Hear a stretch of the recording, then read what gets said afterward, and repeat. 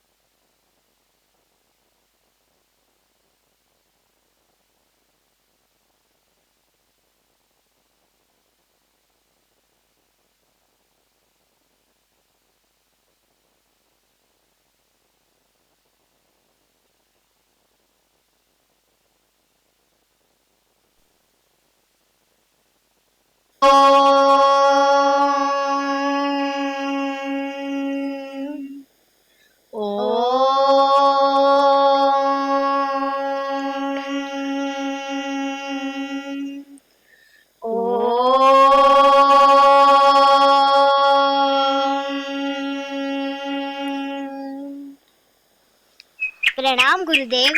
आयुष्यमान भव. गुरुदेव, आपल्या कृपेने मला आत्मसाक्षात्कार मिळाला. कृपया हे कुंडलिनीचे ज्ञान सर्व लोकांपर्यंत पोहोचवण्यासाठी मला आज्ञा असावी. ज्ञानेश्वरा, मी तुला अनुमती देतो. हे ज्ञान तू सर्व लोकांपर्यंत पोहोचव. काळानुसार गुरु शिष्य परंपरेचा मान राखत श्री संत ज्ञानेश्वरांनी कुंडलिनीचे ज्ञान ज्ञानेश्वरीच्या 6व्या अध्यायात लिहिले खरे, पण त्या काळातील कर्मठ लोकांना त्याचे ज्ञान काही कळलेच नाही. त्यांनी 6वा अध्याय निषिद्ध केला. हळूहळू हे ज्ञान लोक विसरत चालले होते. त्यात एक महान परिवर्तन घडले. मानवतेच्या कल्याणासाठी परमपूज्य श्री माताजी निर्मला देवींचा जन्म झाला. आम्हाला शांतता हवी आहे, पण मार्ग कुठला? देव जवळ आहे, पण पोचायचं कसं?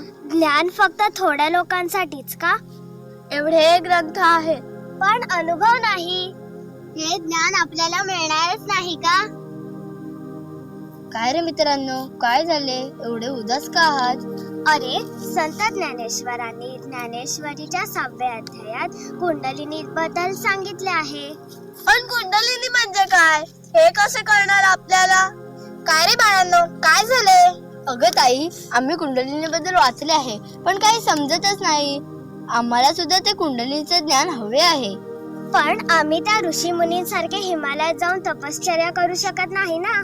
अरे, श्री माताजी निर्मला देवींनी हे ज्ञान सर्वांना दिले आहे. पण पूर्वी तर गुरु शिष्य परंपरा होती. गुरु तर फक्त एकाच शिष्याला ज्ञान देत असत. मग आम्हाला कसं मिळणार? अरे बाळांनो, आत्मसाक्षात्कार ही खाजगी संपत्ती नाही. आत्मसाक्षात्कार हा तुमचा जन्मसिद्ध अधिकार आहे आणि तो कोणीच विकू शकत नाही आणि विकत घ्यायचाही नाही. तो सहज आणि सामूहिकरित्या मिळू शकतो. आम्हाला सुद्धा हे मिळू शकतो. कसा आणि कधी?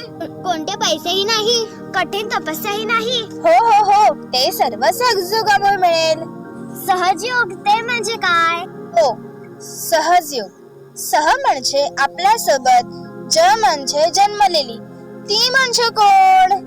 तर आपली कुंडलिनी शक्ती. आणि हे जागृत करण्याचा योग म्हणजे सहजयोग. आणि तो तुम्हाला मिळाल्यावर तुम्ही दुसऱ्यांनाही देऊ शकता. श्री माताजी निर्मला देवींनी 5 मे 1970 रोजी नारगोलच्या समुद्रकिनारी सहजयोगाची स्थापना केली व सर्व लोकांपर्यंत सहजयोगाचे ज्ञान पोहोचवले. जगभरात 180हून जास्त देशांमध्ये सहजयोग केला जातो. आम्हीही करू शकतो. कसं आणि कुठे? आपल्या सहजयोग केंद्रावर. चला तर मग सहजयोग केंद्रावर जाऊ. जिथे पूर्वी कुंडलिनीचे ज्ञान गुरु एका शिष्याला देत होते. ऋषीमुनी हिमालयात जाऊन तपश्चर्या करून ते आत्मसात करीत होते. तेच ज्ञान श्रीमाताजी निर्मला देवींनी सहजयोगाद्वारे सर्व लोकांसाठी सहज व सामूहिकरित्या विनामूल्य खुले केले. हीच तर खरी आध्यात्मिक क्रांती. चला तर गुरु शिष्य परंपरेचा सन्मान राखू. श्री माताजींनी दिलेले आत्मसाक्षात्काराचे ज्ञान सर्व जगात पोहोचवू.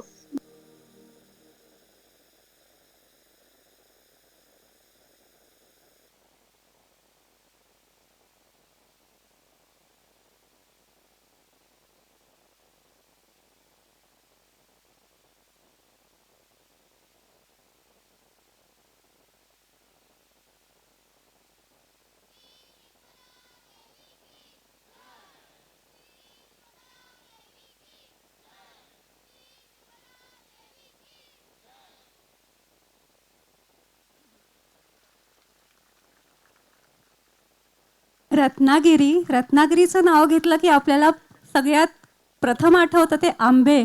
पण बघा, आंब्यांसोबत आता हे बालकलाकार पण लक्षात राहतील. खूप सुंदर आणि अगदी थोड्या दिवसाच्या प्रॅक्टिसवर यांनी हे सादर केलेलं आहे. आता परत पुढे भजनांची छान अवीट गोडी दलाल बंधू, दलाल ब्रदर्स आपल्यासमोर येत आहे. व्हायोलिन आणि भक्ती गीतांचा नजराणा घेऊन आपण स्वागत करूया त्यांचं.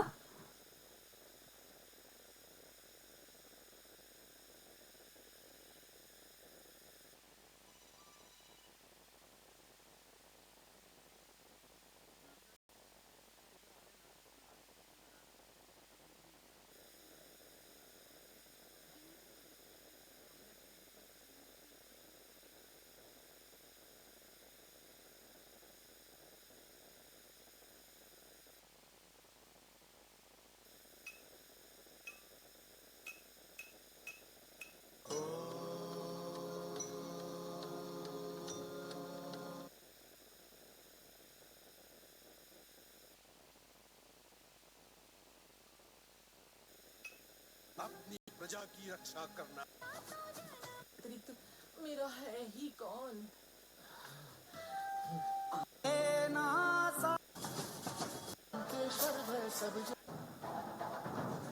अपनी प्रजा की रक्षा